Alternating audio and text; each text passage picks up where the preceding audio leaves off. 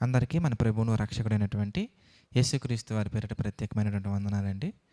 ప్రియమైనటువంటి దేవుని వారలారా, మన చుట్టూ ఉండేవారు ఇంకా క్లియర్‌గా చెప్పాలంటే మనల్ని ఫాలో అయ్యేవాళ్ళు లేదా మనల్ని ఇష్టపడుతూ మన చుట్టూ ఉన్నారు అని మనం అనుకునే వాళ్ళందరూ కూడా మనల్ని ప్రేమించి మనల్ని ఎక్కువగా ఇష్టపడి ఉండేవాళ్ళైతే కాదు. మరి ఎవరు ఇంతకీ వాళ్ళంతా అనగానే మనం చేసే వాటిలో తప్పులు వెతకటం కొరకు ఉండేవాళ్ళు ఉంటారు. మనం ఎప్పుడు కింద పడతామా అని ఎదురు చూసేవాళ్ళు ఉంటారు.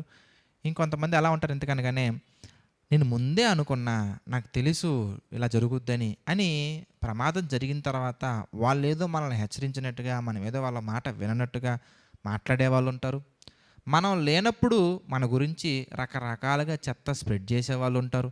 అంటే మనల్ని ఫాలో అయ్యే వాళ్ళందరూ కూడా మంచోళ్ళని మనం అనుకోకూడదండి. ఎందుకంటే కొన్ని విషయాలు మనం చూసామనుకోండి బైబిల్లో నుంచి. చూడండి ఒకసారి మనం చూద్దాం. కీర్తన గ్రంథం మనం చూస్తే 31వ కీర్తన మనం చూద్దాం. క్షమించండి, 30వ కీర్తన మనం చూస్తే 30వ కీర్తనలో ఒక మాట మనకు కనబడుతుందండి. 1వ వచనం మనం చూద్దాం. 30వ కీర్తన 1వ వచనం మనం చూస్తే, దేవా యెహోవా నా శత్రువులను నా విషయమై సంతోషింపనీయక నన్ను ఉద్ధరించి ఉన్నావు. చూసారా, మన విషయమే వాళ్ళు సంతోషిస్తారంట. అలా సంతోషించనివ్వకుండా దేవుడు మనల్ని బలపరిచే రీతిలో మనల్ని ఉంచుతారు. ఎప్పుడు మనం దేవుడి మీద ఆధారపడినప్పుడు.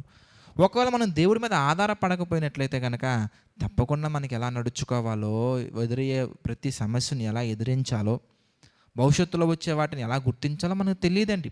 అప్పుడు తప్పకుండా మన కాలు జారుతుంది. తప్పకుండా మన కాలు జారినప్పుడు మన చుట్టూ ఉన్నటువంటి వాళ్ళందరూ కూడా నీకు అర్థమైపోద్ది ఎవరెవరు నిజమైనటువంటి వారు, ఎవరెవరు అబద్ధమైనటువంటి వారు, ఎవరెవరు అవకాశం కోసం చూసేవారు, ఎవరెవరు మన గురించి రూమర్స్ స్ప్రెడ్ చేయడానికి సిద్ధంగా ఉన్నారు.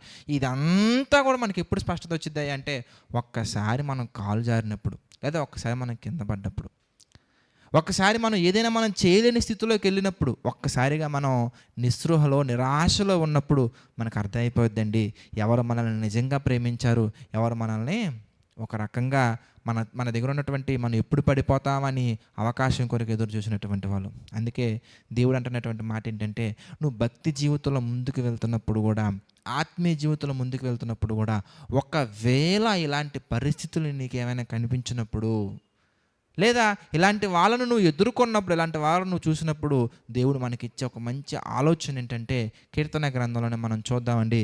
31వ కీర్తన మనం చూస్తే 24లో దేవుడు మాట్లాడుతున్నటువంటి మాట ఏంటంటే, ఏమండి, యెహోవా కొరకు కనిపెట్టు వారలారా మీరందరూ మనస్సున ధైర్యము వహించి నిబ్బరముగా ఉండండి.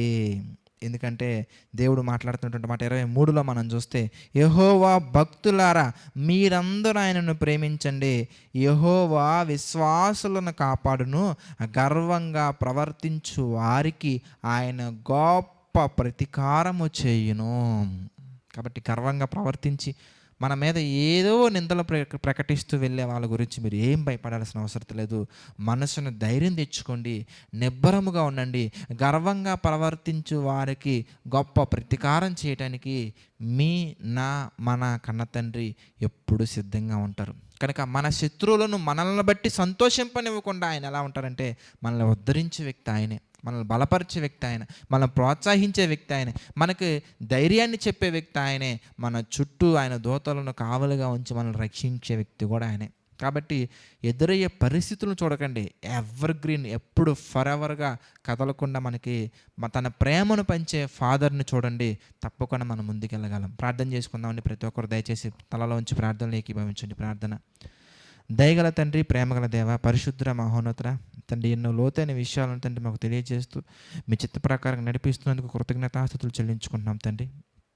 మీ ఆలోచన చొప్పున నడిపించండి, మీ కృప చొప్పున బలపరచండి తండ్రి. ప్రతి ఒక్కటి కూడా ప్రభువా మీ నామ మహిమార్థమే తండ్రి మేము చేయటకు మాకు తండ్రి కావాల్సిన శక్తిని అనుగ్రహించండి తండ్రి. ఏదేమన్నప్పటికీ మీ ప్రేమలో తండ్రి ముందుకు వెళ్ళినట్లుగా తండ్రి, డివోషన్స్ని తండ్రి అనేక మందికి షేర్ చేస్తున్న ప్రతి కుమారుణ్ణి, ప్రతి కుమార్తెని తండ్రి మీ చిత్త ప్రకారంగా జ్ఞాపకం చేసుకోండి. మీ ఆలోచన చొప్పున నడిపించండి తండ్రి. ఈ పరిచర్యను కూడా మీరు జ్ఞాపకం చేసుకోండి తండ్రి. ఈ పరిచర్యలో ప్రభు పార్టిసిపేట్ చేస్తున్న వారిని మా తండ్రి జ్ఞాపకం చేసుకోండి ప్రభు. ఆర్థిక, ఆరోగ్య, మానసిక సమస్యల్లో తండ్రి ప్రభా, మీ చిత్త ప్రకారం మీ బిడ్డలందరూ తండ్రి కృంగిపోకుండా వారిని మీ కృపలో బలపరచండి, సహాయం చేయండి. దేవా, మీ చిత్తమైతే మేమందరం మరలా కలుసుకొని ఎన్నో లోతైన విషయాలు తండ్రి ధ్యానించినట్లుగా కృప చూపించండి. సమస్త మహిమ ఘనత ప్రభావాల తండ్రి మీకే చెల్లించుకుంటూ ప్రతి ఒక్కటి మీ చిత్త ప్రకారంగా జరిగించమని వేడుకుంటూ మా ప్రభువును రక్షకుడైనటువంటి యేసుక్రీస్తు వారి పేరిట ఈ ప్రార్థనను అడిగి వేడుకొనిచున్నాము తండ్రి. ఆమెన్. అందరికీ వందనాలండి. God bless you all.